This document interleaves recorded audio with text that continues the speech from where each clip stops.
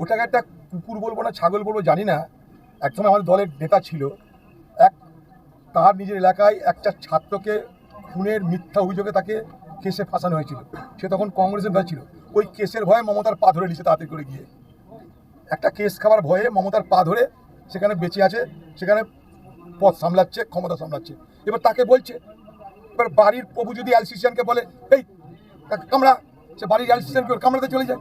এখানে পিছন থেকে বলছে যে তোকে কেস থেকে বাঁচিয়েছি, এবার তোকে ছাত্রা হত্যা থেকে বাঁচিয়েছি, আরেক ছাত্রী করে হামলা হয়েছে তার জন্য তুই এবার আমাদেরকে রক্ষা কর। সে এবার অ্যালসিসিয়ান যেমন কুকুর প্রভুর কথায় লাফায়, সে তেমন লাফাচ্ছে। দেখুন, সিবিআই দাবি করার আগে তার পরিবার একটা কথা বলেছে, আমরা বাংলার পুলিশের উপর ভরসা রাখছি, বাংলার পুলিশের কাছে আস্থা রাখছি, কারণ মুখ্যমন্ত্রী বলেছেন বিচার দেবে, তাই তার পরিবার কিন্তু আস্থা রেখেছে। যদি সেই আস্থা তাদের ব্যর্থ হয়, তারা যদি সত্যিকারের বিচার না পান, তখন তার অন্য কিছু ভাববেন।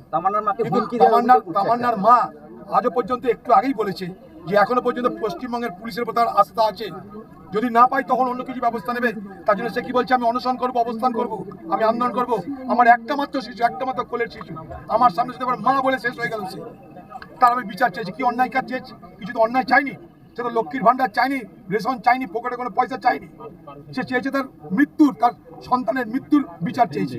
এটা যে কোনো মা তার সন্তানের মৃত্যুর বিচার চাইবে, সেটাই চেয়েছে সে। এবং সে পুলিশের উপর আস্থা রেখেছে, কিন্তু যদি পুলিশ তার আস্থা মতো কাজ করতে না পারে, তখন সে তার মতো করে এগোবে, আমরা তার সঙ্গে থাকবো। এটুকু আমাদের একটাই প্রশ্ন, শেষ প্রশ্ন, সেটা হচ্ছে বিভিন্ন দুটি ল কলেজে রাজ্য সরকার প্রাক্তনীদের ঢোকা নিষেধ করেছে। এবং দেখুন, ওগুলো কোনো গল্প, ফালতু কথা, ওগুলো অন্য জায়গায়। তিনি প্রার্থী ছিলেন, আলিফ আহমেদ আজকে শপথ নিলেন, কিন্তু এখনো পর্যন্ত কেউ দেখা করতে আসেননি তিনি। শ্রমিক ভট্টাচার্য তিনি নতুন দায়িত্ব পাচ্ছেন, এরকমটা শোনা যাচ্ছে, কি বলবেন?